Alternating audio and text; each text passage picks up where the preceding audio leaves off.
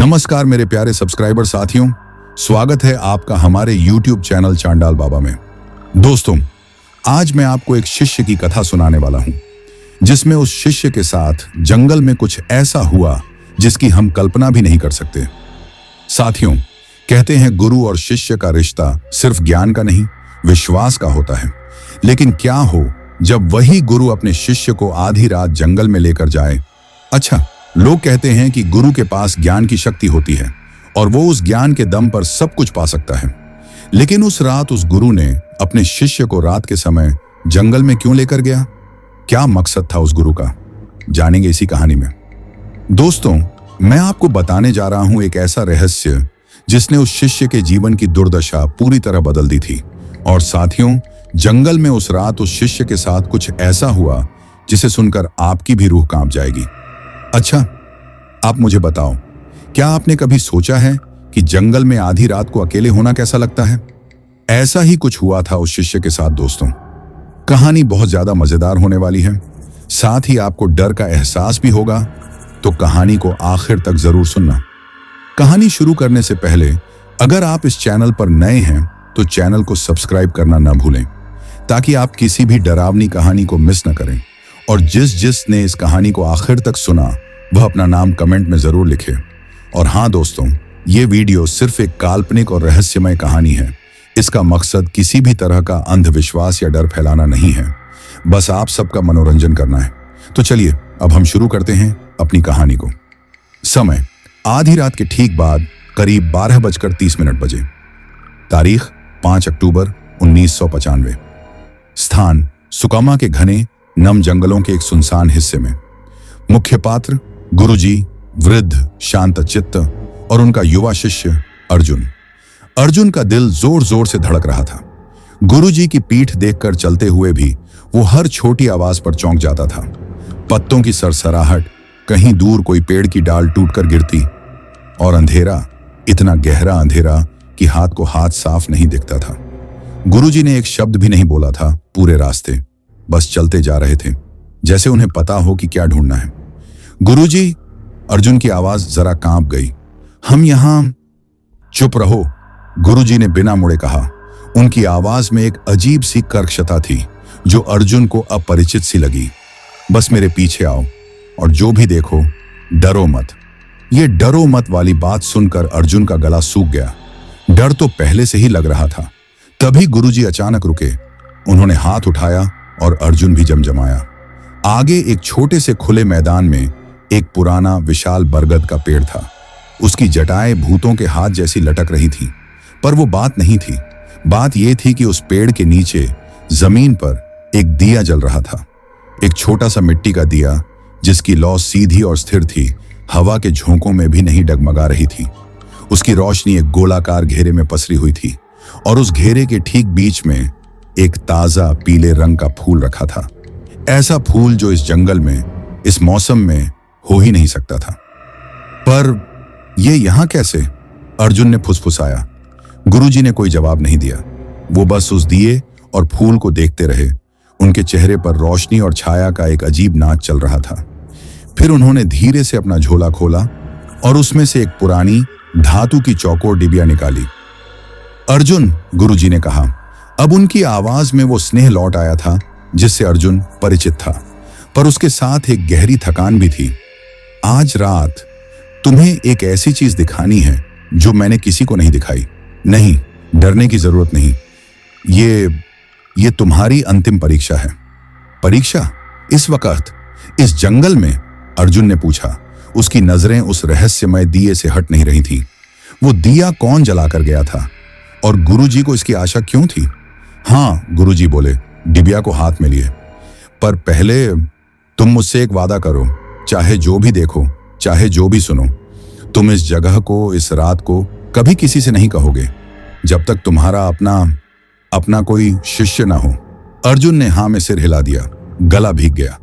उसे लगा जैसे उसके चारों तरफ की हवा भी जमने लगी है। गुरुजी ने डिबिया खोली। उसमें से कोई चमकता हुआ रत्न या किताब नहीं, बल्कि एक सूखा हुआ भूरा पत्ता निकला जिस पर कुछ अक्षर उकेरे हुए थे।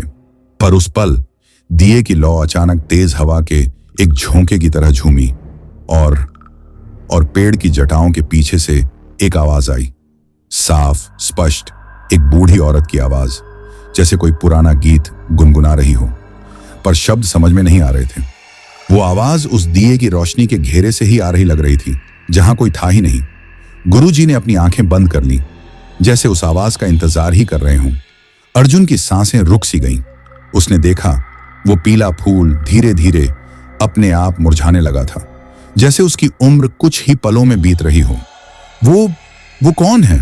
अर्जुन ने जितना कह पाया बस इतना ही फुसफुसाया। गुरुजी ने आंखें खोली। उनकी आंखों में एक ऐसा दर्द था जिसे देखकर अर्जुन स्तब्ध रह गया। वो कोई नहीं बेटा, उन्होंने कहा, और वो सब कुछ है। ये जो तुम देख रहे हो, ये मेरी गलती का प्रतिबिंब है, और आज मुझे इसे सही करना है, तुम्हारी मदद से। अर्जुन समझ नहीं पा रहा था। परीक्षा, गलती, प्रतिबिंब। वो तो बस उस बूढ़ी औरत की आवाज सुनना बंद करना चाहता था, जो अब गीत नहीं बल्कि एक दर्द भरी सिसकी में बदलती जा रही थी, और दिए की लौ अब लाल होकर टिमटिमाने लगी थी। गुरुजी की बात खत्म भी नहीं हुई थी कि वो आवाज, वो सिसकी अचानक बदल गई। एक तेज तीखी हंसी में तब्दील हो गई, जो जंगल की सन्नाटे को काटती हुई अर्जुन के कानों में चुभ गई। वो हंसी उस दिए से नहीं बल्कि अब चारों तरफ से आ रही थी, जैसे पेड़ों की छालों के भीतर से कोई बात कर रहा हो। अर्जुन ने अपने कान बंद कर लिए। गुरुजी, ये क्या है? चलिए यहां से। पर गुरुजी हिले तक नहीं। उन्होंने वो सूखा पत्ता अपनी हथेली पर रखा और उस पर दिए की टिमटिमाती लाल लौ की ओर देखने लगे। नहीं अर्जुन, अब नहीं भाग सकते। देखो, उन्होंने अपना दूसरा हाथ बढ़ाया और उस रहस्यमय दिए की लौ के ठीक ऊपर रख दिया। आग नहीं लगी। उनकी हथेली पर सिर्फ एक असहज बैंगनी सी छाया दिखाई दी, जो हवा की तरह हिल रही थी। हम भागे तो ये मेरे पीछे आएगी, गुरुजी ने कहा। आवाज में एक अजीब शांति थी, जो इस वक्त डरावनी लग रही थी। और तुम्हारे पीछे भी, क्योंकि तुम अब इसका हिस्सा हो। मैंने कुछ नहीं किया, अर्जुन चिल्लाया। तुमने देख लिया, गुरुजी ने सादे शब्दों में कहा। कभी कभी सिर्फ देख लेना ही काफी होता है, किसी चीज को जिंदा कर देने के लिए। तभी वो हंसी रुक गई, एकदम से, जैसे किसी ने स्विच ऑफ कर दिया हो। सन्नाटा वापस आ गया, लेकिन अब वो पहले जैसा शांत नहीं था। वो एक दबे हुए, सांस लेते हुए सन्नाटे जैसा था। दिए की लौ फिर से पीली और स्थिर हो गई, और उसके बीचों बीच जहां पीला फूल मुरझाया पड़ा था, अब वहां एक सफेद कबूतर का पंख रखा था। अर्जुन की निगाहें फंस गईं उस पंख पर। यह नया था, यह पल भर पहले वहां नहीं था। गुरुजी ने भी उसे देखा। उनके चेहरे पर पहली बार एक हैरानी, फिर एक गहरी चिंता उभर आई। अब नहीं, वो फुसफुसाए, जैसे खुद से बात कर रहे हो। इतनी जल्दी? मैंने सोचा था हमें और वक्त मिलेगा। क्या हो रहा है गुरुजी? अर्जुन ने पूछा। उसकी आवाज में अब सिर्फ थकान और उलझन थी, डर नहीं। एक अजीब सी सुन्नता छा रही थी उस पर। वो संदेश भेज रही है, गुरुजी ने कहा, उस पंख की ओर इशारा करते हुए। कबूतर का पंख, शांति का नहीं, यह आत्मा के फंसने का निशान है, मुक्ति की तलाश का। उन्होंने डिबिया बंद की और अचानक अर्जुन की ओर मुड़े। तुम्हें एक काम करना होगा, तुम्हें अकेले जाना होगा। कहां? अर्जुन ने पूछा। दिल फिर से जोर से धड़कने लगा। उस पेड़ के पीछे। गुरुजी ने बरगद के उस विशाल तने की ओर देखा, जिसकी जटाएं एक अंधेरे मुंह जैसी लग रही थी। वहां एक पुरानी कुटिया है। मैं तुम्हें रास्ता दिखा नहीं सकता। मेरा वहां जाना वर्जित है, पर तुम जा सकते हो, क्योंकि तुमने अभी कुछ नहीं किया है। तुम अभी खाली हो। यह सुनकर अर्जुन को अजीब लगा। खाली, जैसे वो कोई बर्तन हो। पर गुरुजी की आंखों में एक ऐसी मिन्नत थी, एक ऐसा दर्द था, जिसे नकारना उसके लिए असंभव था। ये वही गुरुजी थे जिन्होंने उसे पढ़ाया था, पाला था। वहां जाकर क्या करूं? अर्जुन ने कमजोर स्वर में पूछा। बस ये पंख उठा लाना, बस इतना ही। पर ध्यान रहे, गुरुजी ने उसका हाथ अपने हाथों में ले लिया। उनके हाथ बर्फ जैसे ठंडे थे। वहां कोई तुमसे बात करे तो जवाब मत देना, चाहे वो मेरी आवाज में ही बात क्यों ना करे। बस पंख लिख लौट आना। क्या वादा? अर्जुन ने हां में सिर हिलाया। उसने खुद को अलग हुआ सा महसूस किया, जैसे कोई और ही ये सब कर रहा हो। वो धीरे धीरे उस दिए की रोशनी के घेरे से बाहर कदम रखा। पैर नीचे सूखे पत्तों पर पड़े, जोर से चरचराए। उसकी पीठ पर गुरुजी की नजरें चुभ रही थीं। वो बरगद के उस काले विशाल तने की ओर बढ़ा। जैसे जैसे वो करीब आया, उसे लगा जैसे पेड़ की जटाइयां हल्के से हिल रही हैं, उसकी ओर बढ़ रही हैं। उसने आंखें मूंद लीं और तने के किनारे से निकल गया। पीछे का नजारा बिल्कुल बदला हुआ था। एक छोटा सा टूटा फूटा सा झोपड़े जैसा ढांचा था, लकड़ी और सूखी पत्तियों से बना हुआ। उसके सामने एक पत्थर रखा था और उस पत्थर पर वही सफेद कबूतर का पंख रखा था, ठीक वैसे ही जैसे दिए के पास था। पर यहां कोई दिया नहीं था, सिर्फ चांद की एक किरण बरगद की घनी छत्तारी को चीरते हुए सीधे उस पत्थर पर पड़ रही थी, जैसे कोई स्पॉटलाइट हो। अर्जुन ने एक गहरी सांस ली। वो आगे बढ़ा। उसने हाथ बढ़ाया, उस पंख को छूने ही वाला था कि झोपड़े के अंदर से एक आवाज आई, अर्जुन। वो जम गया। आवाज गुरुजी की ही थी, एकदम बिल्कुल। पर गुरुजी तो पेड़ के दूसरी ओर थे, यहां नहीं हो सकते। अर्जुन। आवाज फिर आई, थोड़ी और करीब से, थोड़ी और थकी हुई। मुझे बचाओ। अर्जुन ने मुड़कर देखने की हिम्मत नहीं की। उसकी उंगलियां कांप रही थीं। उसने अपना हाथ आगे बढ़ाया और पंख के ऊपर रख दिया। ठंडा, बर्फ जैसा ठंडा। और फिर उसके स्पर्श करते ही पंख के नीचे से एक चीज निकल कर गिरी, एक छोटी पीतल की चाबी। झोपड़े के अंदर से एक लंबी दुख भरी सांस की आवाज आई, तो तुमने चुन लिया। अर्जुन ने चाबी और पंख दोनों झट से उठा लिए। वो मुड़ा और भागने लगा वापस बरगद के तने की ओर। उसकी पीठ के पीछे वो आवाज फिर हंसने लगी, पर इस बार वो हंसी दर्द से भरी टूटी हुई थी। जैसे ही वो उस तने के पार आया और दिए की रोशनी में लौटा, उसने देखा गुरुजी अब जमीन पर बैठे थे, सिर झुकाए। उनके सामने मिट्टी का वह दिया बुझ चुका था, सिर्फ धुएं की एक पतली काली लकीर ऊपर उठ रही थी। अर्जुन ने हांफते हुए वो पंख और चाबी गुरुजी के सामने रख दी। गुरुजी ने धीरे से चाबी उठाई। उसे देखकर उनकी आंखों में आंसू आ गए। ये उस कुटिया की चाबी थी जिसे मैंने सालों पहले ताला लगा दिया था। अर्जुन कुछ नहीं बोला, वो सिर्फ देखता रहा। उसे अब समझ आने लगा था कि यह कोई साधारण परीक्षा नहीं थी, यह किसी पुराने गहरे जख्म को भरने का एक डरावना और दर्दनाक तरीका था, और वो अब इसका हिस्सा बन चुका था। गुरुजी ने पंख उठाया। उन्होंने उसे दिए की बची हुई बत्ती से छुआया। पंख जलता नहीं, बल्कि धुएं में बदल गया, एक मानवीय चेहरे की आकृति बनाता हुआ, जो एक पल में हवा में विलीन हो गया। अब, गुरुजी ने कहा खुद को संभालते हुए, अब तुम्हारा पहला सबक शुरू होता है, इस चाबी की कहानी और उस आवाज की जो मेरी तरह बोलती है। पर उससे पहले दूर कहीं जंगल में एक पक्षी की तेज चीख सुनाई दी। रात का अंधेरा अब धीरे धीरे पतला होने लगा था। पहली रोशनी का समय अब दूर नहीं था, पर अर्जुन जानता था कि यह खत्म नहीं हुआ, यह सिर्फ एक विराम था। गुरुजी की आवाज अभी खत्म भी नहीं हुई थी कि अर्जुन ने एक चीज महसूस की। वो चाबी जो गुरुजी ने अपनी मुट्ठी में भींची हुई थी, उसे हल्की हल्की गर्माहट आ रही थी, जैसे कोई छोटी सी मोमबत्ती उनकी हथेली के भीतर जल रही हो। गुरुजी ने भी महसूस किया। उनकी बात अचानक बीच में ही कट गई और वो अपनी ही मुट्ठी को देखने लगे, जैसे उसमें कोई जीवित चीज कैद हो। गुरुजी, अर्जुन ने पूछा। गुरुजी ने कोई जवाब नहीं दिया। उनकी सांसें तेज हो गईं। उन्होंने धीरे से मुट्ठी खोली। पीतल की वह पुरानी चाबी अब चमक रही थी, हल्की धड़कती हुई सी नारंगी रोशनी, जैसे कोई अंगारा नहीं बल्कि कोई गर्म जुगनू उनकी हथेली में पड़ा हो। रोशनी उनकी उंगलियों के बीच से बाहर झांक रही थी और उसकी लय गुरुजी के दिल की धड़कन से मेल नहीं खा रही थी। यह तेज थी, बेचैन। यह नहीं होना चाहिए था, गुरुजी फुसफुसाए। उनकी आवाज में वह थकान अब डर में बदल गई थी। उसने सिर्फ पंख भेजा था, चाबी तो बंद थी उस मामले में। किस मामले में? अर्जुन ने पूछा, पर उसका ध्यान पूरी तरह उस धड़कती हुई चाबी पर था। उसे लगा जैसे वो चाबी देख रही है, उसे देख रही है। तभी अर्जुन के बाएं कान के पीछे, ठीक जहां से गर्म सांस का झोंका आता है, एक आवाज फुसफुसाई, खोल दो। अर्जुन सन्न रह गया। उसने तेजी से सिर घुमाया। कोई नहीं था, सिर्फ जंगल का अंधेरा। पर वह फुसफुसाहट साफ थी, एकदम स्पष्ट। उसके अपने दिमाग के भीतर नहीं, बाहर से आई थी। गुरुजी ने उसका डर भांप लिया। क्या हुआ? कुछ बोला, अर्जुन ने कहा। आवाज लड़खड़ा रही थी। मेरे कान के पास। खोल दो, बोला। गुरुजी का चेहरा एकदम सफेद पड़ गया। चाबी की रोशनी अब और तेज हो उठी। उनकी उंगलियों की हड्डियां लाल होकर चमकने लगीं। नहीं, उन्होंने दृढ़ता से कहा, नहीं खोलेंगे, ये तुम्हारा प्रलोभन है। ये कहते हुए गुरुजी ने चाबी को जमीन पर रखने की कोशिश की, जैसे कोई जलता हुआ कोयला छोड़ रहे हों। पर एक अजीब सी बात हुई।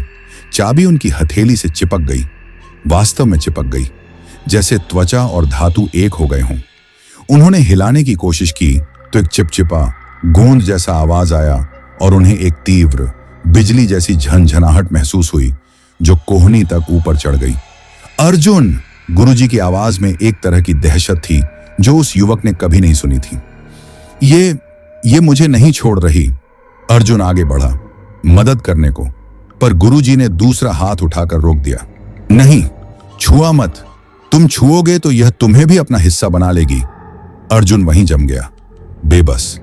वह देखता रहा कि कैसे गुरुजी की कांपती हुई उंगलियां उस चमकती हुई चाबी के इर्द गिर्द सख्त पड़ती जा रही थीं, जैसे उनकी मांसपेशियां उनके अपने नियंत्रण में न हों। चाबी की धड़कन अब गुरुजी की नब्ज में समा रही थी। उनकी कलाई पर नसें उसी अनियमित लय में उभर रही थीं। और फिर गुरुजी ने अपना सिर ऊपर उठाया। उनकी आंखें अर्जुन की ओर नहीं, उसके ठीक पीछे बरगद के पेड़ की ओर थीं। उनकी पुतलियां फैल गईं। तुम यहां हो, गुरुजी ने कहा, लेकिन उनकी आवाज दोहरी हो गई थी।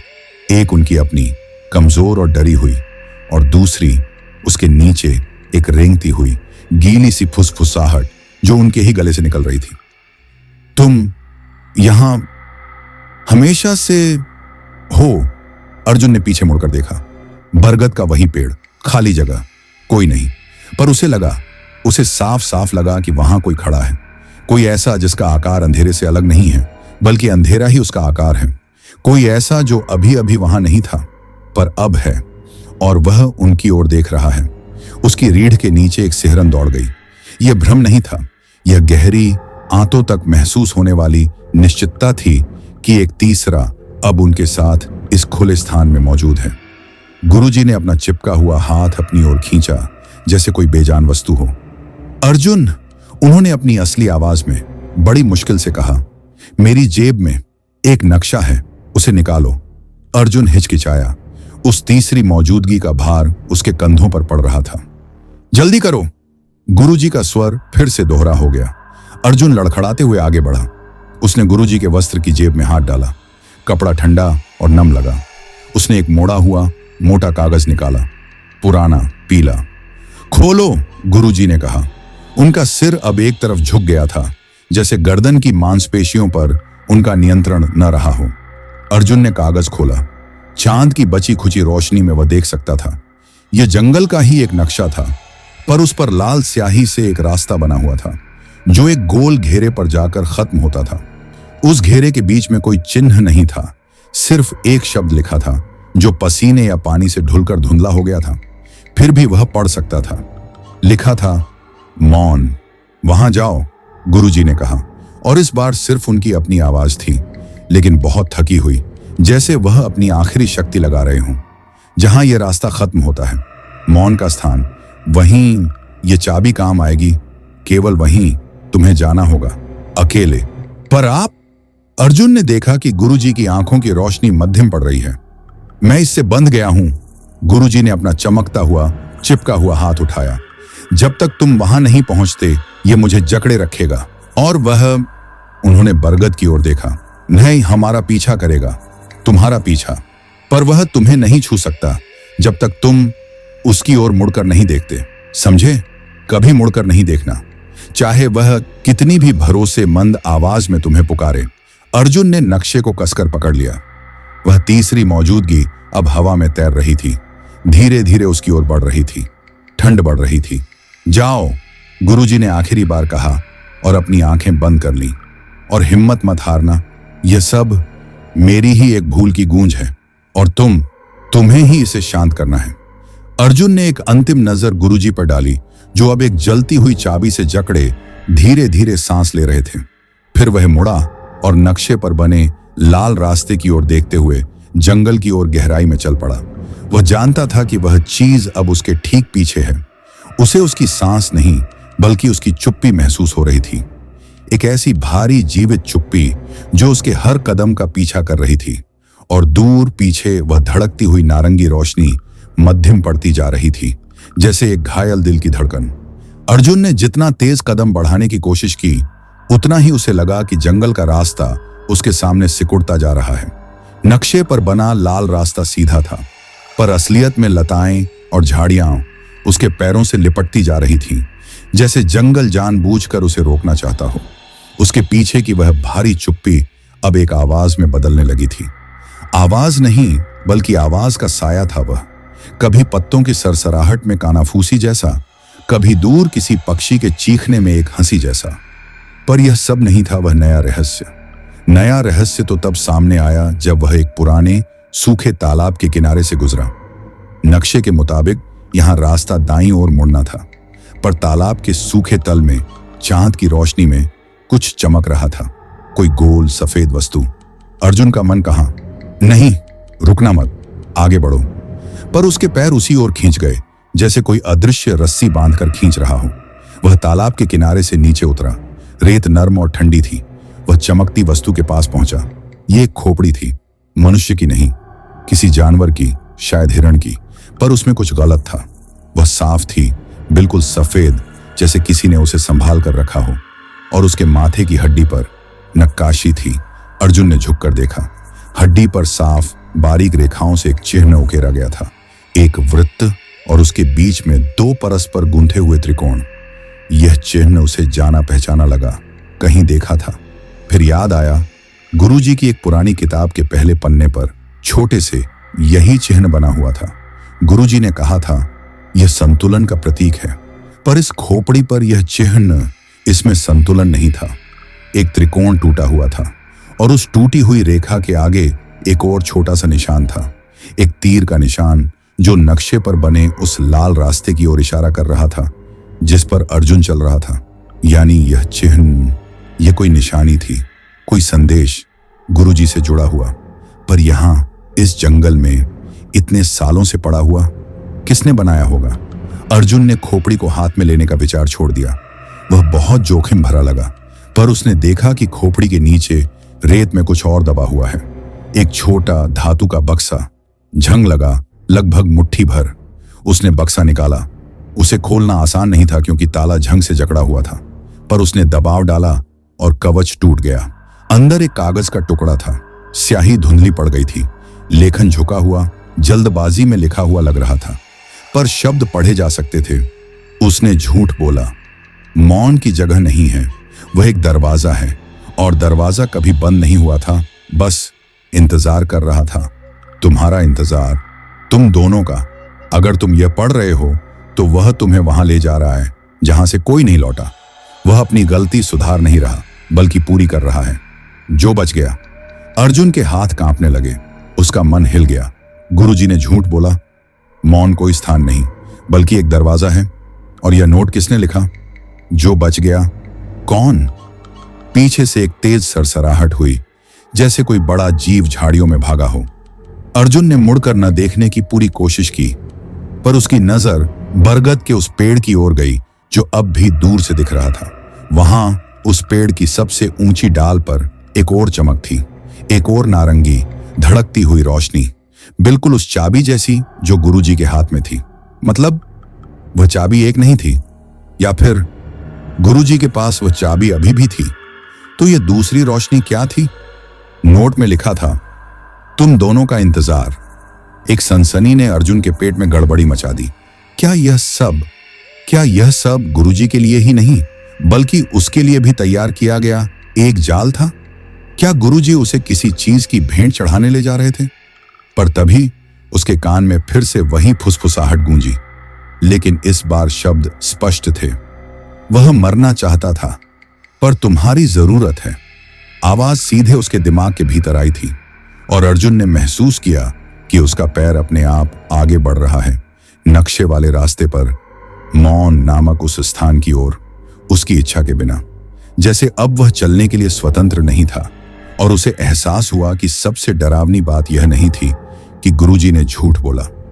सबसे डरावनी बात यह थी कि यह नोट, यह चेतावनी, शायद खुद उस तीसरी मौजूदगी ने ही लिखवाई थी, उसे भ्रमित करने के लिए या फिर सच बताने के लिए। अब उसके सामने दो सत्य थे, गुरुजी का और इस नोट का, और उसे पता था कि इनमें से एक भी पूरा सच नहीं था।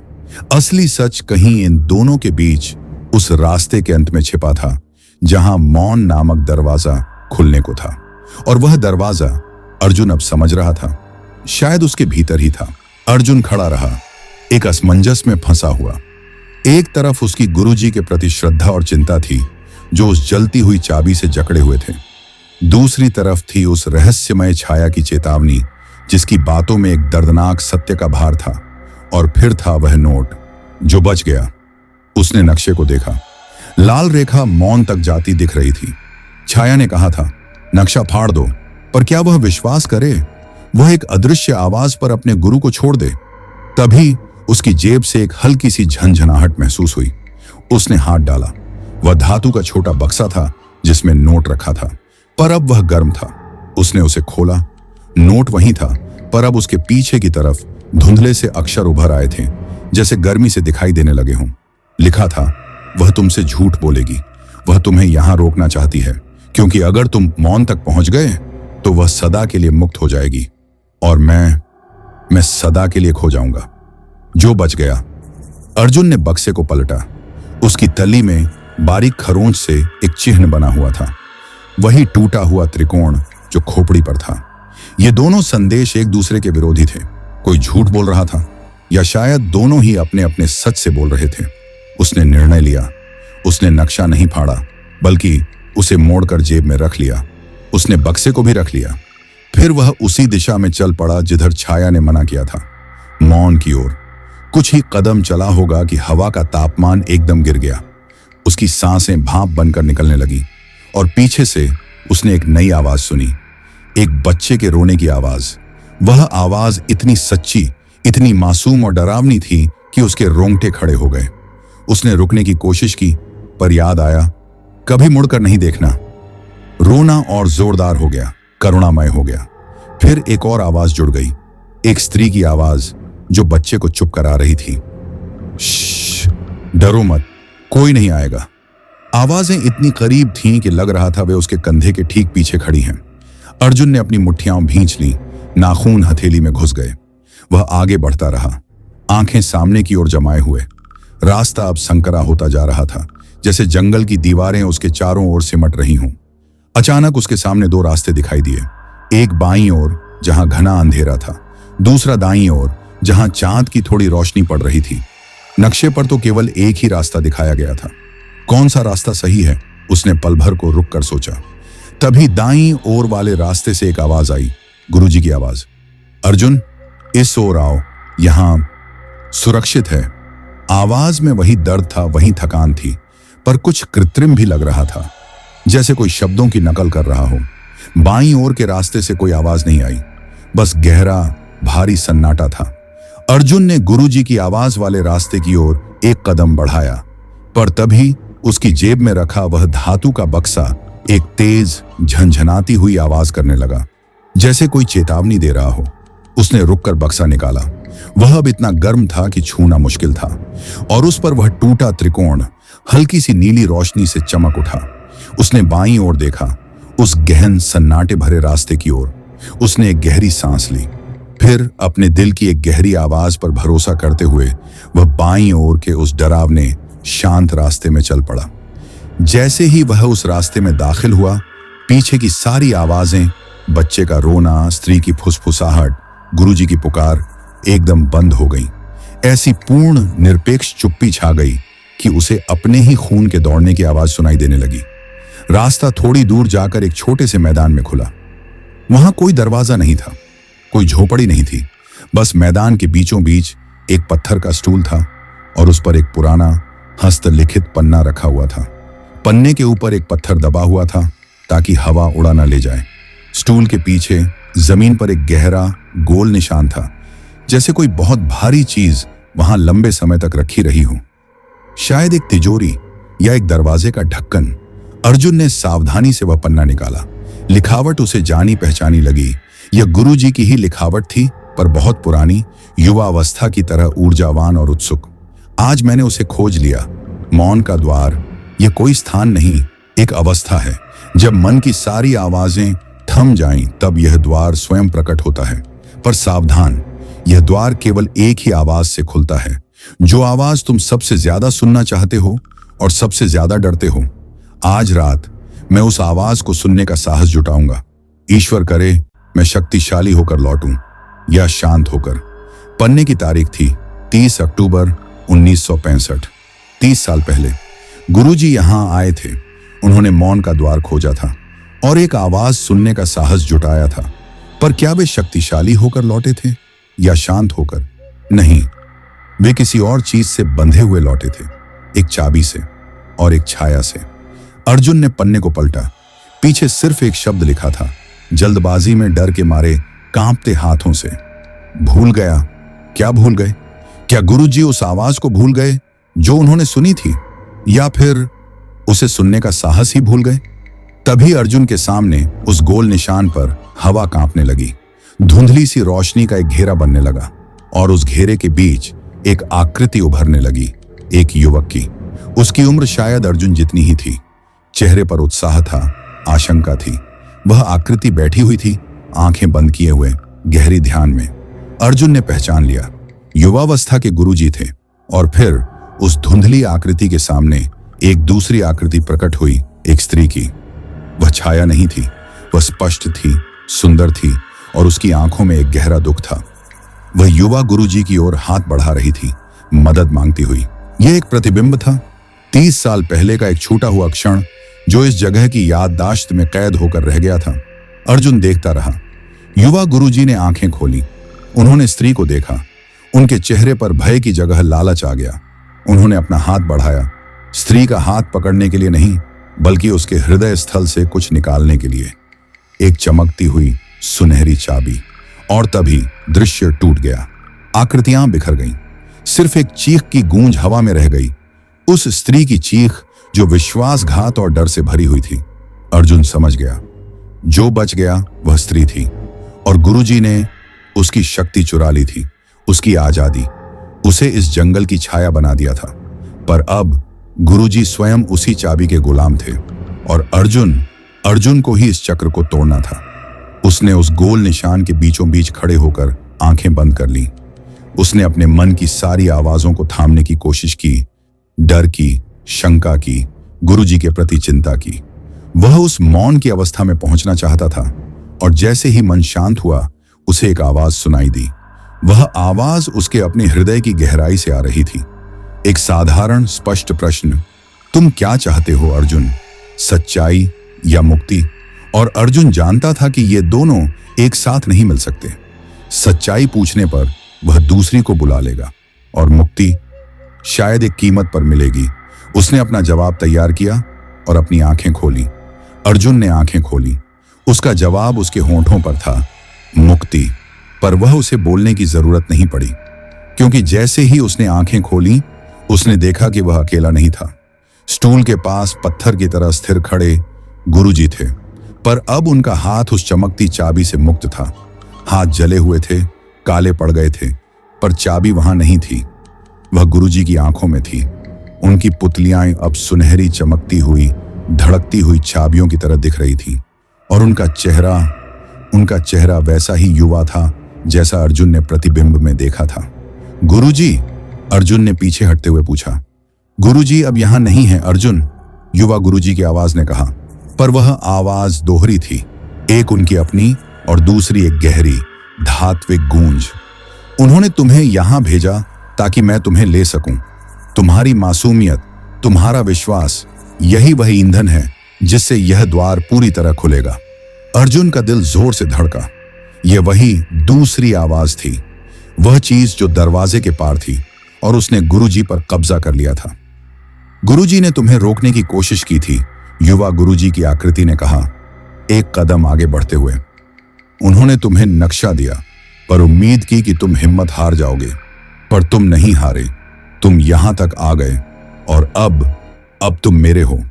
नहीं, अर्जुन ने दृढ़ता से कहा, हालांकि उसके पैर कांप रहे थे। मैं यहां उस स्त्री को मुक्त करने आया हूं जिसे तुमने छाया बना दिया। युवा गुरुजी के चेहरे पर एक विचित्र मुस्कान आई। छाया? वह कोई छाया नहीं है अर्जुन, वह तो ताले की रक्षक है, मेरी रक्षक। 30 साल पहले तुम्हारे गुरु ने मुझे इस द्वार से बाहर निकलने से रोकने के लिए एक ताला बनाया था, उस स्त्री की आत्मा का ताला। उसे यहां बंधी रहना था ताकि मैं बाहर ना आ सकूं। पर तुम्हारे गुरु की एक गलती थी, उन्होंने चाबी रख ली अपने पास, और जो चाबी रखता है उस पर ताला भी असर करता है। अर्जुन को समझ आने लगा, यह एक भयंकर सच्चाई थी। गुरुजी ने कोई शक्ति नहीं चुराई थी, उन्होंने एक बंधन बनाया था, एक बलिदान दिया था, उस स्त्री की आत्मा का और खुद की स्वतंत्रता का, ताकि इस चीज को कैद रख सकें। तो वह स्त्री एक मोहरा है, दोहरी आवाज ने कहा, और तुम्हारे गुरु भी, और अब तुम भी, क्योंकि अब चाबी मेरे पास है। युवा गुरुजी ने हाथ बढ़ाया, उनकी हथेली में सुनहरी रोशनी से बनी हुई वही चाबी तैर रही थी। अब तुम चुनो अर्जुन, तुम दरवाजा खोल सकते हो, मुझे पूरी तरह इस दुनिया में आने दो, और बदले में मैं तुम्हारे गुरु को और उस स्त्री को मुक्त कर दूंगा, या तुम उन्हें हमेशा के लिए इसी तरह बंदी रहने दो। पर याद रखो, तुम भी अब इस जाल का हिस्सा हो, तुम भाग नहीं सकते। यह नई चुनौती थी। पहले का सवाल सच्चाई या मुक्ति अब मायने नहीं रखता था। अब सवाल था 3 आत्माओं की स्वतंत्रता के बदले इस दुनिया को एक अज्ञात, शक्तिशाली और संभावित रूप से खतरनाक प्राणी के सामने खोलना। अर्जुन ने उस गोल निशान की ओर देखा। अब उसमें से हल्की सी सुनहरी रोशनी रिस रही थी। दरवाजा पहले से ही अर्ध खुला था। उसी रोशनी ने गुरुजी को युवा बना दिया था और शायद उन पर कब्जा भी कर लिया था। तभी एक कोमल स्पर्श उसके कंधे पर महसूस हुआ। उसने मुड़कर देखा, वह स्त्री वहां खड़ी थी। अब वह धुंधली छाया नहीं थी, उसका रूप स्पष्ट था। उसकी आंखों में दुख नहीं, शांति थी। उसने अपना होंठ हिलाया, कोई आवाज नहीं निकली, पर शब्द सीधे अर्जुन के मन में उभरे। मत खोलना, हम दोनों ने यह बंधन स्वीकार किया था, तुम्हारे गुरु और मैं, यह हमारा दायित्व था, हमारा प्रायश्चित। पर तुम निर्दोष हो, तुम जा सकते हो। बस एक काम करो, जो चाबी तुम्हारे पास है उसे इस निशान पर रख दो, वही इस द्वार को फिर से बंद करेगी, हमेशा के लिए। पर इस बार कोई चाबी नहीं बचेगी, कोई बाहर नहीं जा सकेगा और कोई अंदर नहीं आ सकेगा। अर्जुन हैरान रह गया, उसके पास चाबी? कौन सी चाबी? फिर उसे याद आया वह छोटा धातु का बक्सा जिस पर टूटा हुआ त्रिकोण बना था। वह कोई चाबी थी। उसने जेब से बक्सा निकाला। वह अब गर्म नहीं था, बर्फ जैसा ठंडा था। युवा गुरुजी की आकृति ने उस बक्से को देखा। उनके चेहरे पर पहली बार असली डर दिखाई दिया। नहीं, वह ताला तोड़ देगा, हम सब हमेशा के लिए फंस जाएंगे। स्त्री की आवाज फिर अर्जुन के मन में गूंजी। हाँ, हम फंस जाएंगे, पर दुनिया सुरक्षित रहेगी, यही हमारा संकल्प था। तुम्हारे गुरु ने इसे भुला दिया था, उनकी याददाश्त चाबी ने खा ली थी, पर मैंने नहीं भुलाया। और अब तुम्हें चुनना है। अर्जुन के सामने अब स्पष्ट था, एक तरफ 3 आत्माओं की शाश्वत कैद, दूसरी तरफ एक ऐसी शक्ति का मुक्त होना जिसके बारे में कुछ पता नहीं। उसने बक्से को अपनी हथेली पर रखा। वह स्वयं ही खुल गया। अंदर बर्फ के टुकड़े जैसी एक छोटी सी सफेद चाबी पड़ी थी, टूटे हुए त्रिकोण वाली। यह उस संतुलन की चाबी थी जो तब टूट गया था जब गुरुजी ने इसे बनाया था। और अर्जुन जानता था कि उसका चुनाव उसके गुरु के असली इरादों को साबित कर देगा। क्या वे एक स्वार्थी साधक थे या एक बलिदानी रक्षक? उसने चाबी उठा ली। अर्जुन की उंगलियां उस सफेद चाबी को छूते ही सिहर गईं। यह बर्फ नहीं थी, बल्कि एक ऐसी ठंड थी जो सीधे आत्मा तक जाती थी। खालीपन की ठंड, त्याग की ठंड। उसने इसे अपनी हथेली में भींच लिया। वह युवा गुरुजी की आकृति चीख उठी, पर आवाज दो थी, एक गुरुजी की अपनी पीड़ा से भरी और दूसरी वह धात्विक गरज। रुक जा, तू नहीं जानता क्या करने जा रहा है। उसी क्षण मैदान का पूरा वातावरण बदलने लगा। जो सुनहरी रोशनी जमीन से रिस रही थी वह अब ऊपर उठने लगी, घने सुनहरे धुएं की तरह, जो हवा में लहराते हुए उस दूसरी आवाज के आकार लेने लगी। एक विशाल अनिश्चित छाया जिसमें अनगिनत आंखें झिलमिला रही थीं। वह दरवाजा और खुल रहा था। स्त्री की आवाज अर्जुन के मन में जोर से गूंजी। अब वह भी दर्द से कराह रही थी, मानो दरवाजे के खुलने से उसकी बंधन शक्तियां तन रही हों। अब अभी करो, उस निशान पर रख दो, मेरी शक्ति खत्म हो रही है। युवा गुरुजी का रूप टूटने लगा। कभी वह युवा दिखता, कभी वृद्ध। उनकी अपनी आवाज कमजोर पर साफ, बीच बीच में टूट कर निकलने लगी। अर्जुन, मेरे बेटे, माफ करना, मैं भूल गया था, मैं डर गया था। वह धात्विक आवाज गरजी। चुप रहो, तुम तो बस एक कैदी हो, मैं ही अब बोलूंगा। पर गुरुजी की आत्मा लड़ रही थी। अर्जुन ने देखा, गुरुजी के युवा रूप की आंखों से आंसू बह रहे थे। वह दोहरी आवाज के बावजूद रो रहे थे और उन आंसुओं में अर्जुन को अपना प्रतिबिंब दिखाई दिया, एक भयभीत लेकिन दृढ़ निश्चयी युवक।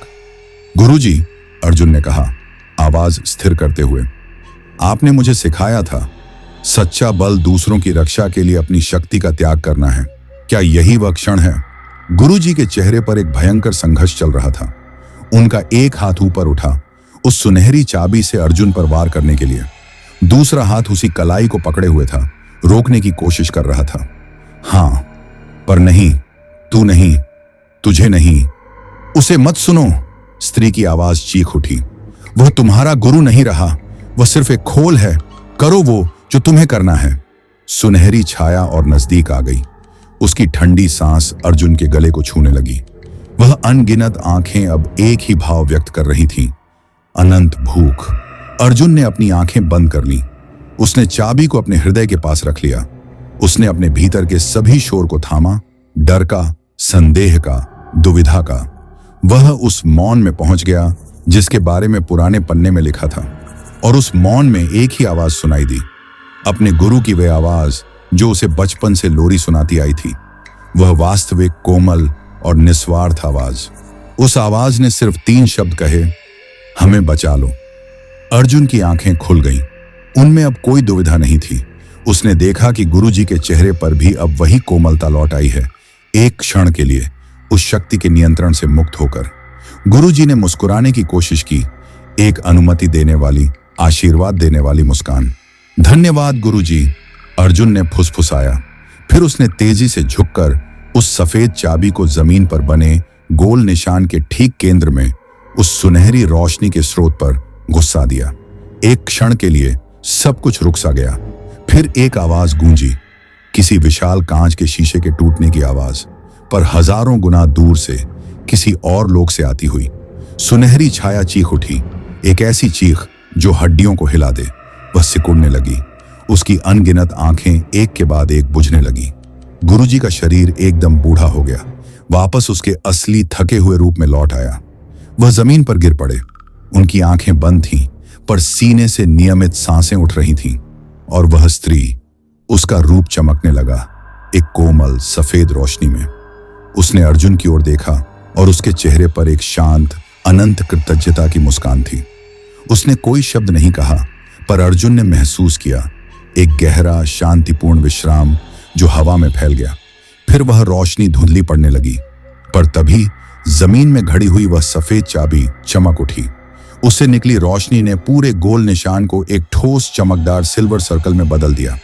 दरवाजा नहीं, बल्कि एक मुहर बन गया था अब। और उस मुहर के बीच 3 आकृतियां उभरी, एक युवा गुरुजी, वह स्त्री, और एक तीसरी आकृति, एक बूढ़ा जिसका चेहरा गुरुजी जैसा ही था, पर नहीं था। शायद जो बच गया था, वह व्यक्ति जिसने यह चाबी बनाई थी। तीनों ने हाथ मिलाए और धीरे धीरे मुहर के भीतर समा गए। सब कुछ शांत हो गया। सिर्फ अर्जुन और बेहोश गुरुजी रह गए थे। जंगल की सुबह की पहली किरण पेड़ों के पत्तों से छनकर आ रही थी। चिड़ियों ने चहचहाना शुरू कर दिया था। पर अर्जुन जानता था कि यह खत्म नहीं हुआ, क्योंकि जब उसने गुरुजी के पास जाकर उनका सिर अपनी गोद में रखा तो उनकी हथेली खुली हुई थी और उसमें एक चीज थी, सुनहरी चाबी का एक छोटा सा मामूली टुकड़ा, बस एक निशान जो अभी भी हल्का सा गर्म था। और दूर कहीं बरगद के पेड़ की ओर से एक आखिरी फुसफुसाहट हवा में तैर कर आई, जो सुबह की हवा में घुल गई। देखते रहना। गुरुजी की आंखें खुलने में कितना वक्त लगा अर्जुन को अंदाजा नहीं था। सूरज पूरी तरह से ऊपर आ चुका था और जंगल का डरावना रूप बदल गया था। चिड़ियों की चहक, पत्तों पर पड़ती धूप, दूर कहीं एक झरने की आवाज, सब कुछ इतना सामान्य लग रहा था, मानो पिछली रात की सारी घटनाएं एक बुरे सपने जैसी हों। पर गुरुजी की हथेली में वह चमकीला टुकड़ा अभी भी था और अर्जुन की जेब में वह खाली धातु का बक्सा। गुरुजी ने आंखें खोली। उनकी निगाहें धुंधली थीं, भटकी हुई। वह अर्जुन के चेहरे पर टिक गईं, पहचानने की कोशिश करते हुए। फिर एक क्षण के लिए उनकी आंखों में चमक आई। अर्जुन, गुरुजी, आप ठीक हैं? अर्जुन ने उन्हें सहारा देते हुए पूछा। गुरुजी ने बैठने की कोशिश की, पर उनका शरीर कमजोर था। उन्होंने अपना हाथ देखा, जले हुए निशान और उस चमकदार टुकड़े को। उन्होंने उसे उठाया, आंखों के बहुत पास ले जाकर देखा। उनके चेहरे पर हैरानी थी, फिर एक गहरी उदासी। ये तो रह गया, उन्होंने फुसफुसाया। क्या रह गया गुरुजी? वो जो मैं भूल गया था, गुरुजी ने कहा। आवाज में एक नया दर्द भरा स्पष्टता थी। मैंने सोचा था कि मैंने उसे पूरा बंद कर दिया, पर असल में मैंने बस एक हिस्सा बंद किया था, एक बड़ा हिस्सा। बाकी तो इस टुकड़े में सिमट कर रह गया। अर्जुन को समझ नहीं आया। वो कौन था गुरुजी? दरवाजे के पीछे जो था? गुरुजी ने उसकी ओर देखा। उनकी आंखों में पहले जैसी ज्ञान की चमक नहीं, बल्कि एक बच्चे जैसा भय था। वो मैं ही था अर्जुन, मेरी ही वो हिस्सा जिसे मैंने कभी काबू नहीं किया। लालच, सत्ता की भूख, अमर होने की चाह। जब मैंने पहली बार उस दरवाजे को खोजा तो मैंने सोचा मैं ज्ञान पाने जा रहा हूं, पर असल में मैं अपने अंधेरे को ही खिलाने जा रहा था। यह सुनकर अर्जुन स्तब्ध रह गया। वह डरावनी शक्ति, वह गुरुजी का ही एक हिस्सा था जिसे उन्होंने खुद से अलग करके उस स्त्री की आत्मा के बंधन में बंद कर दिया था। पर वह स्त्री, वह कौन थी? गुरुजी की आंखें भर आईं। मेरी पत्नी, तुम्हारी माता, जिसे तुम कभी जान नहीं पाए। हवा जैसे थम सी गई। अर्जुन के कानों में एक तेज सीटी बजने लगी। उसकी मां? वह सदा से समझता था कि उसके माता पिता बचपन में ही एक महामारी में चल बसे थे। गुरुजी ने ही उसे पाला पोसा था। पर आपने कहा था। मैंने झूठ बोला था, गुरुजी ने कहा, आंखें नीची करते हुए। वह महामारी नहीं थी, वह मेरी ही भूल थी। मैंने उसे, उसकी आत्मा को उस बंधन के लिए राजी किया था। उसने हाँ इसलिए कहा था क्योंकि वह मुझसे प्यार करती थी, और शायद इसलिए भी क्योंकि उसे पता था कि तुम आओगे, तुम हमें मुक्त कराओगे। अर्जुन का सिर चकराने लगा। यह सब बहुत ज्यादा था। वह खड़ा हुआ, दूर जाकर एक पेड़ के तने पर हाथ टेक लिया। उसकी सांसें तेज थीं। तुम मुझसे नफरत करो? गुरुजी की आवाज पीछे से आई, टूटी हुई। इसका हकदार हूं मैं, पर एक बात याद रखना, उस रात जब मैंने तुम्हें जंगल में लाया, वह मेरी इच्छा नहीं थी, वह उस दूसरे की इच्छा थी जो मेरे भीतर जाग रहा था, तुम्हारी शक्ति को भांप कर। पर तुमने हम सबको बचा लिया, अपनी मां को भी। अर्जुन ने मुड़कर देखा। गुरुजी की आंखों में एक सच्चा गहरा पश्चाताप था। यह कोई नाटक नहीं था। यह टुकड़ा, अर्जुन ने कहा, वापस आकर। इसका क्या होगा? गुरुजी ने टुकड़े को अपनी हथेली पर रखकर देखा। यह अब बस एक याद है, मेरी भूल की याद, और शायद एक चेतावनी, क्योंकि जो एक बार अलग हुआ वह फिर से जुड़ना चाहेगा, मेरे भीतर या किसी और में। इसे नष्ट क्यों नहीं कर देते? क्योंकि अब यह सिर्फ मेरा नहीं रहा, गुरुजी ने कहा। इसमें तुम्हारी मां का त्याग भी है और तुम्हारा साहस भी। इसे नष्ट करना, उन बलिदानों को नकारना होगा, नहीं, इसे संभाल कर रखना होगा, सजग रहने के लिए। उन्होंने टुकड़ा अर्जुन की ओर बढ़ाया। तुम रखो इसे, तुम्हारे पास ही सही रहेगा। अर्जुन ने हिचकिचाते हुए टुकड़ा लिया। वह अब ठंडा था, बस एक साधारण सा चमकदार पत्थर जैसा लग रहा था। अब चलते हैं, गुरुजी ने कहा, खुद को उठाने की कोशिश करते हुए, इस जंगल से बाहर। पर जैसे ही वे चलने लगे, अर्जुन ने कुछ महसूस किया। वह बक्सा जो उसकी जेब में था, वह फिर से हल्का सा गर्म हो रहा था, और दूर जिस रास्ते से वे आए थे, वहां बरगद का पेड़ अब भी खड़ा था। उसकी जटाओं के बीच से एक नई डाल निकल रही थी, छोटी, कोमल, और उस पर एक हरा सुनहरा पत्ता लगा हुआ था, जो चारों ओर के मुरझाए पत्तों से बिल्कुल अलग था। कुछ बदल गया था, कुछ नया शुरू हुआ था। गुरुजी ने भी उसे देखा। उन्होंने एक गहरी सांस ली। जंगल ने स्वीकार कर लिया है, माफ कर दिया है, शायद। क्या अब सब ठीक हो गया? अर्जुन ने पूछा। गुरुजी ने उसकी ओर देखा, एक दुख भरी मुस्कान के साथ। कभी कुछ ठीक नहीं होता बेटा, बस बदल जाता है, और हमें उस बदलाव के साथ जीना सीखना पड़ता है। आओ अब घर चलते हैं, मुझे तुम्हें बहुत कुछ बताना है। तुम्हारी माँ के बारे में और उस रात के बारे में जब तुमने पहली बार आंखें खोली थीं और दोनों एक दूसरे का सहारा लिए जंगल से बाहर की ओर चल पड़े।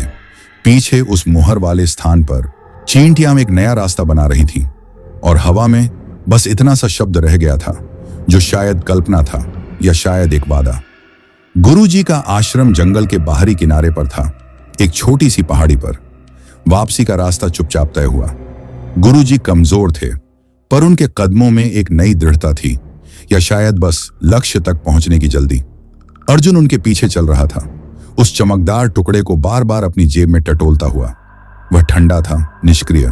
फिर भी आश्रम पहुंचने पर सब कुछ सामान्य लगा। दो अन्य शिष्य जो गुरुजी के रहस्यमय अभ्यासों से अनभिज्ञ थे, रसोई में व्यस्त थे। उन्होंने गुरुजी को थका हुआ देखकर चिंता जताई, पर गुरुजी ने बस इतना कहा, एक लंबी साधना थी, सब ठीक है। पर अर्जुन के लिए कुछ भी ठीक नहीं था। उस रात जब आश्रम सो गया, अर्जुन अपनी कोठरी में बैठा वह टुकड़ा देख रहा था। चांद की रोशनी में उस पर अदृश्य निशान उभर आए, सूक्ष्म जटिल रेखाएं जो एक लैबिरिंथ या शायद एक सूत्र जैसी दिखती थीं। उसने उसे अपने तकिए के नीचे छुपा दिया और सोने की कोशिश की। तभी पहली अजीब घटना हुई। उसने साफ सुना, रसोई से पानी का नल टपक रहा था, टप टप टप, लयबद्ध।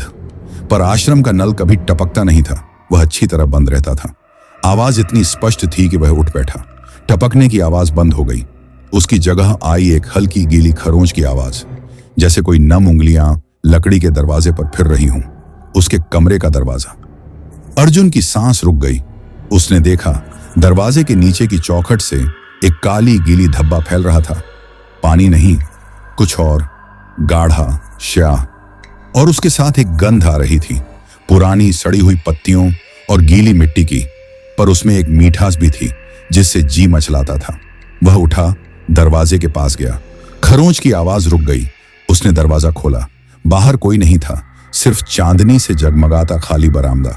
पर जमीन पर गीले पैरों के निशान थे, छोटे, एक बच्चे के पैरों जैसे। वे नल की ओर से आ रहे थे, उसके दरवाजे तक और फिर आगे गुरुजी के कमरे की ओर जाते हुए। अर्जुन का दिल जोर से धड़का। उसने गुरुजी के कमरे की ओर देखा। दरवाजा बंद था, पर उसकी चौखट के पास भी वही गीला काला धब्बा था। वह धीरे से वहां गया। कमरे के भीतर से आवाज आ रही थी, गुरुजी बोल रहे थे, पर अकेले नहीं। दो आवाजें थीं, एक गुरुजी की थकी हुई, रूखी, नहीं, अब और नहीं। वह चला गया। दूसरी आवाज एक बच्चे की मधुर लेकिन भयानक रूप से खाली आवाज, पर वह यहां है ना, वह लौट आया है और उसने कुछ लौटाया भी है।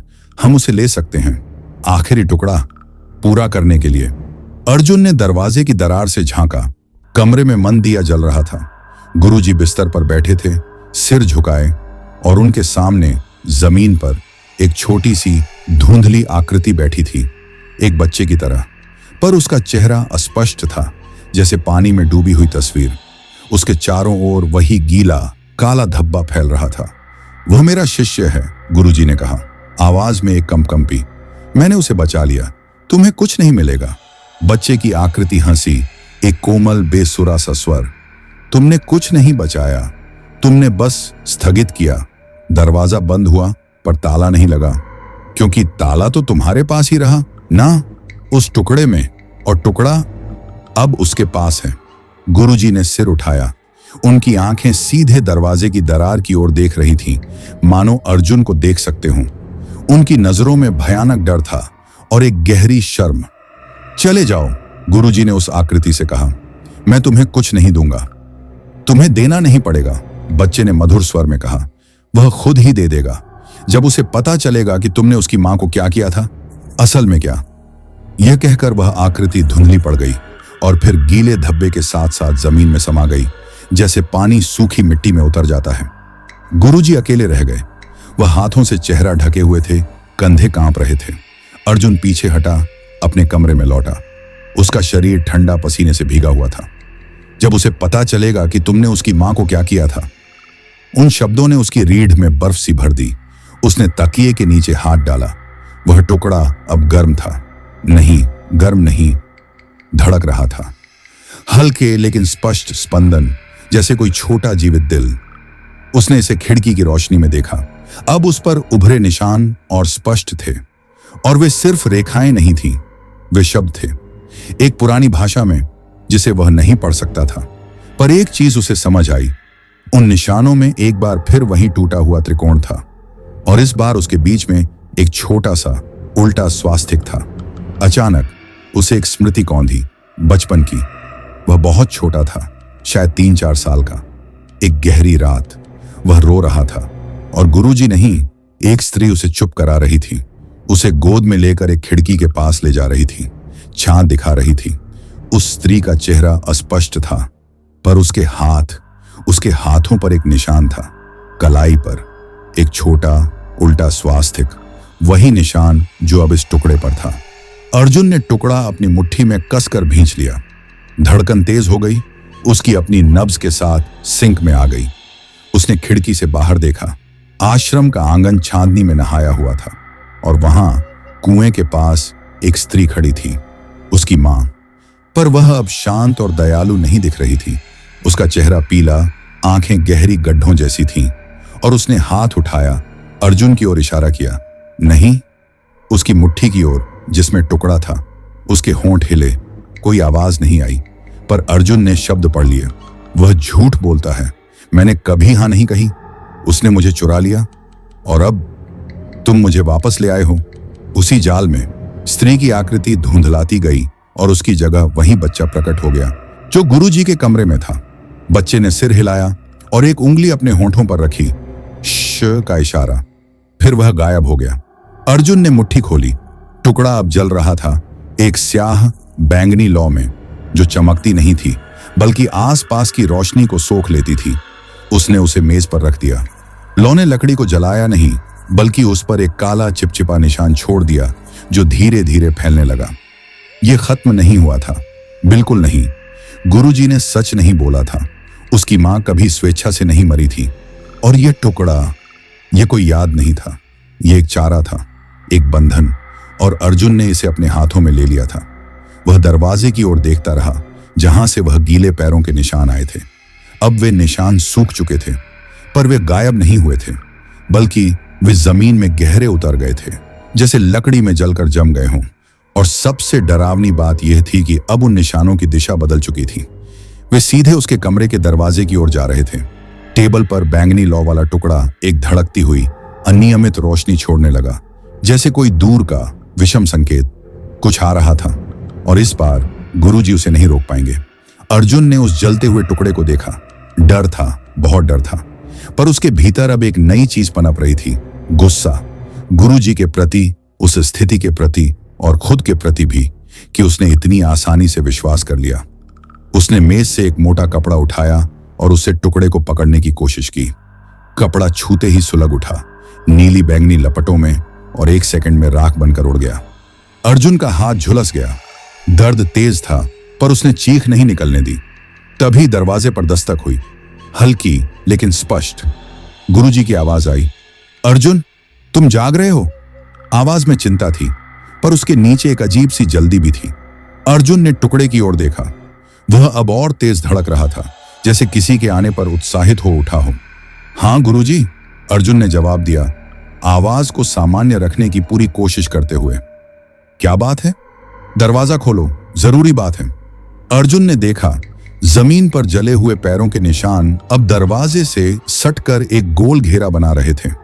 ऐसा लग रहा था जैसे वे दरवाजे को सील कर रहे हों, बाहर जाने के लिए नहीं, अंदर आने के लिए। उसने फैसला किया। उसने टेबल की दराज खोली और एक पुरानी लोहे की संदूकची निकाली, जिसमें वह अपनी छोटी मोटी चीजें रखता था। उसने बिना टुकड़े को छुए उसे संदूकची में गिरा दिया और ढक्कन बंद कर दिया। धड़कन की आवाज मध्यम पड़ गई, मानो दब गई हो, पर बंद होने से पहले उसने एक आखिरी चीज देखी। टुकड़े से निकली बैंगनी लौ ने संदूकची के भीतरी हिस्से में वही उल्टा स्वास्तिक जला दिया था। अर्जुन, गुरुजी की आवाज में अब अधीरता थी। आया, अर्जुन ने कहा। उसने संदूकची को अपने बिस्तर के नीचे सरका दिया और दरवाजा खोला। गुरुजी बाहर खड़े थे। उनका चेहरा मुरझाया हुआ था, आंखों के नीचे गहरे काले घेरे। उन्होंने अर्जुन के जले हुए हाथ को देखा और उनकी आंखों में एक फुर्ती सी दौड़ गई, डर की, या शायद पहचान की। क्या हुआ तुम्हारे हाथ को? गुरुजी ने पूछा। कुछ नहीं, चूल्हे पर छू गया, अर्जुन ने झट से कहा। आपने कहा जरूरी बात है। गुरुजी ने उसके कमरे के अंदर झांका। उनकी नजर मेज पर पड़े काले निशान पर टिक गई, फिर बिस्तर की ओर गई। उन्होंने एक गहरी सांस ली। तुम्हें यहां से जाना होगा, अभी, आधी रात को। यह वह बात नहीं थी जिसकी अर्जुन को उम्मीद थी। जाना? क्यों? कहां? जहां भी, बस यहां से दूर, गुरुजी ने कहा। आवाज में वही कंपकंपी लौट आई थी। मैंने एक गलती की थी, तुम्हें वह टुकड़ा देकर। वह सुरक्षित नहीं है यहां, तुम्हारे पास भी नहीं। उसे कहीं दूर गहरी जमीन में दबा देना चाहिए। पर कल सुबह क्यों नहीं? अर्जुन ने पूछा, शक की निगाह से गुरुजी को देखते हुए। क्योंकि सुबह तक बहुत देर हो जाएगी। गुरुजी का स्वर एकदम ऊंचा हो गया। फिर उन्होंने खुद पर काबू पाया। सुनो, वह बच्चा, वह सिर्फ एक संदेशवाहक है। असली खतरा अब भी दरवाजे के पास ही है, कमजोर पड़ा हुआ है। पर अगर उसे यह टुकड़ा मिल गया तो वह फिर से शक्ति पालेगा। और इस बार वह सिर्फ मुझे नहीं, तुम्हें भी ले लेगा, तुम्हारी ताजा आत्मा को। गुरुजी की आंखों में आंसू आ गए। तुम्हें बचाना है अर्जुन, यही मेरी आखिरी इच्छा है। माफ करना सब कुछ के लिए। पर अर्जुन ने देखा, गुरुजी की पीठ के पीछे गलियारे के अंधेरे में एक और शख्स खड़ा था। दूसरा शिष्य रमेश। वह चुपचाप खड़ा था। उसकी आंखें बंद थीं, मानो नींद में हो, पर उसके पैर गीले थे और उसके चेहरे पर एक मूर्खतापूर्ण खाली मुस्कान थी। गुरुजी को इसका आभास नहीं था। रमेश की आंखें अचानक खुल गईं। वे सफेद थीं, पुतलियां गायब थीं। उसने धीरे से अपना हाथ उठाया और गुरुजी की पीठ की ओर इशारा किया, फिर अपनी उंगली होंठों पर रखी। चुप रहो। फिर वह पलक झपकते ही अंधेरे में लौट गया। अर्जुन का मुंह सूख गया। यह सिर्फ गुरुजी और उसकी नहीं, अब पूरे आश्रम की लड़ाई थी। और गुरुजी, शायद गुरुजी भी अब पूरी तरह से खुद नहीं थे। उसने निर्णय लिया, वह गुरुजी की बात मानेगा, यहां से जाएगा, पर अपने तरीके से। ठीक है गुरुजी, अर्जुन ने नरम स्वर में कहा। मैं चला जाऊंगा, पर मुझे तैयारी करने दो। थोड़ा सामान ले लूं। आप जाइए, मैं 5 मिनट में आता हूं। गुरुजी ने उसकी ओर देखा, एक अजीब राहत और विषाद के मिश्रण से भरी नजर से। जल्दी करो, पीछे के रास्ते से निकलना, किसी से न बोलना। गुरुजी चले गए। अर्जुन ने तुरंत दरवाजा बंद किया और ताला लगा लिया। उसने बिस्तर के नीचे से संदूकची निकाली। वह अब गर्म थी और उसमें से एक धीमी दर्द भरी गुनगुनाहट आ रही थी, जैसे कोई दूर से रो रहा हो। उसने फैसला किया, वह टुकड़ा दबाएगा नहीं, वह उसे वापस ले जाएगा, उसी जगह जहां से यह आया था, मौन के दरवाजे पर। अगर उसे बंद करना है तो वहीं स्रोत पर इस बार वह अकेला नहीं जाएगा। उसने रमेश के बारे में सोचा, उस सफेद आंखों वाले खाली चेहरे के बारे में। उसे किसी की मदद चाहिए थी जो अभी तक उस चीज के प्रभाव में न आया हो। उसने खिड़की खोली। नीचे आंगन में तीसरा शिष्य, छोटा भोला सा लड़का दीपक सो रहा था, एक चारपाई पर। उस पर कोई असर नहीं दिख रहा था। अर्जुन ने एक कागज का टुकड़ा लिया और जल्दी से लिखा, दीपक, अगर तुझे मेरी आवाज सुनाई दे तो उठ जाना, मुझे तेरी मदद चाहिए, बस इतना करना। गुरुजी के कमरे के बाहर दहलीज पर नमक की एक लकीर बना देना, फिर वापस सो जाना, किसी से कुछ न बोलना, यह हम सब की रक्षा के लिए है। अर्जुन, उसने कागज को एक छोटे पत्थर में लपेटा और नीचे दीपक के पास सावधानी से फेंका। पत्थर उसके पैर के पास गिरा। दीपक हिला, आंखें मलता हुआ उठ बैठा। उसने कागज देखा, पढ़ा और हैरानी से ऊपर अर्जुन की खिड़की की ओर देखा। अर्जुन ने गंभीरता से सिर हिलाया। दीपक ने एक पल ठहर कर फिर हाँ में सिर हिलाया। वह उठा और रसोई की ओर चल पड़ा। अर्जुन ने संदूकची को एक झोले में रखा। धड़कन अब उसकी अपनी धड़कन बन गई थी, लयबद्ध। वह जानता था कि यह एक जोखिम भरा खेल है, पर भागकर, उस चीज को दबाकर वह कुछ हल नहीं कर पाता। उसे जड़ तक जाना होगा। वह खिड़की से बाहर निकला और चुपचाप छत पर चढ़ गया। वहां से उसे गुरुजी का कमरा दिख रहा था। दरवाजे के बाहर दीपक नमक की एक सफेद टेढ़ी मेढ़ी लकीर बना रहा था। काम पूरा करके वह वापस अपनी चारपाई पर लेट गया। अर्जुन ने देखा, गुरुजी के कमरे से निकलने वाले गीले पैरों के निशान उस नमक की लकीर के पास पहुंचकर रुक गए। वहां से आगे नहीं बढ़ पा रहे थे। एक पल के लिए उन निशानों ने एक छोटा गुस्सैल चक्कर काटा, फिर गायब हो गए। उसने एक पल के लिए सांस ली, फिर वह छत से उतरा और पीछे के रास्ते से जंगल की ओर भागा, उसी मौन की ओर जहां से यह सब शुरू हुआ था। पीछे आश्रम में गुरुजी के कमरे से एक लंबी दुख भरी आह निकली और खिड़की पर वह बच्चा फिर से प्रकट हो गया।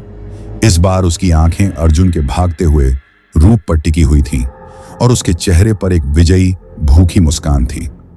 अर्जुन ने पीछे मुड़कर नहीं देखा। उसके कानों में अपनी ही सांसों की आवाज गूंज रही थी और झोले में रखी संदूकची की धड़कन, जो अब उसकी अपनी धड़कनों से थोड़ी तेज चल रही थी, मानो उत्साहित हो रही हो। रास्ता वहीं था, पर जंगल रात भर में बदल गया लग रहा था। पेड़ों के तने उसे जाने पहचाने नहीं लग रहे थे, बल्कि हर तने पर उसे वही उल्टा स्वास्तिक दिखाई देने लगा, कहीं छाल उधड़कर, कहीं काई से बना हुआ, कहीं सिर्फ एक भ्रम। पर यह भ्रम नहीं था। अर्जुन को यकीन हो गया था जब वह एक पत्थर से टकराकर लड़खड़ाया, गिरते गिरते बचा और उसने पत्थर पर हाथ टेका। पत्थर ठंडा और नम था और उसकी हथेली के नीचे साफ उभरी हुई वही निशान था, जैसे पत्थर को कई साल पहले जानबूझकर तराशा गया हो। वह सहमा हुआ अपना हाथ हटा लेता। उसी वक्त उसे एक और आवाज सुनाई दी, अपनी ही आवाज, यहीं ठीक है। आवाज उसके अपने मुंह से नहीं, बल्कि उसके बाईं ओर एक झाड़ी के पीछे से आई थी। वही स्वर, वही भार, वही थकान। उसने झाड़ी की ओर देखा, कुछ नहीं था, सिर्फ अंधेरा। फिर दूसरी तरफ से उसकी ही आवाज, पर इस बार एक अलग लहजे में, जैसे वह बचपन में बोलता था, डरा हुआ और उत्सुक। मुझे डर लग रहा है, चलो वापस चलें गुरुजी के पास। अर्जुन ने अपना झोला और कसकर पकड़ लिया। तुम कौन हो? वह फुसफुसाया। हम तुम हो। आवाजें एक साथ आईं, 3-4 अलग अलग दिशाओं से, एक गुस्सैल, एक रोती हुई, एक शांत और भरोसेमंद। हम वो सब जो तुम भूल गए, जो तुम्हारे गुरु ने तुमसे छिपा दिया, तुम्हारी यादों के टुकड़े, और अब हम वापस आ गए हैं। अर्जुन ने कान बंद कर ली। यह नहीं हो सकता, यह जंगल का जाल है। पर जब उसने आंखें बंद की तो उसे एक दृश्य दिखाई दिया। वह बहुत छोटा है, एक कमरे में खड़ा है और एक स्त्री, उसकी मां, चिल्ला रही है, गुरुजी से लड़ रही है। गुरुजी का चेहरा विकृत है, गुस्से से भरा हुआ, फिर एक चमक और फिर कुछ नहीं। ये याद पहले कभी नहीं आई थी। तुम देख रहे हो ना? उसकी ही आवाज, अब बिल्कुल उसके कान के पास, गर्म सांस के साथ। उसने तुम्हारी यादें नहीं मिटाई, बस दबा दी उस टुकड़े में, और अब टुकड़ा तुम्हारे पास है। सब कुछ लौट आएगा, तैयार हो जाओ। अर्जुन ने आंखें खोल दी। वह दौड़ने लगा। जहां भी उसका पैर पड़ता, सूखी पत्तियां चटखने की बजाय एक गीली छपछपी आवाज करती, जैसे वह कीचड़ पर दौड़ रहा हो। उसने नीचे देखा। उसके पैरों के निशान नहीं थे, बल्कि हर कदम के साथ जमीन पर वही गीले बच्चों के पैरों के निशान उभर आते, जैसे वह उन्हीं के ऊपर से दौड़ रहा हो। और फिर सबसे डरावनी घटना हुई। वह एक पेड़ के पास से गुजरा। पेड़ की छाल पर चांद की रोशनी पड़ रही थी।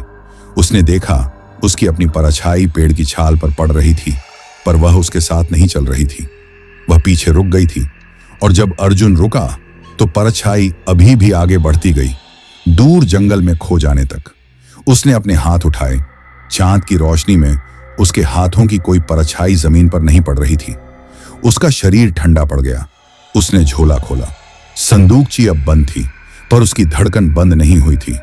उसमें से अब आवाज आ रही थी, उसकी मां की आवाज। वही शब्द बार बार दोहराए जा रहे थे, तुमने मुझे छोड़ दिया, तुमने मुझे छोड़ दिया, तुमने मुझे छोड़ दिया। पर यह आरोप गुरुजी पर नहीं, लग रहा था कि सीधे अर्जुन पर था।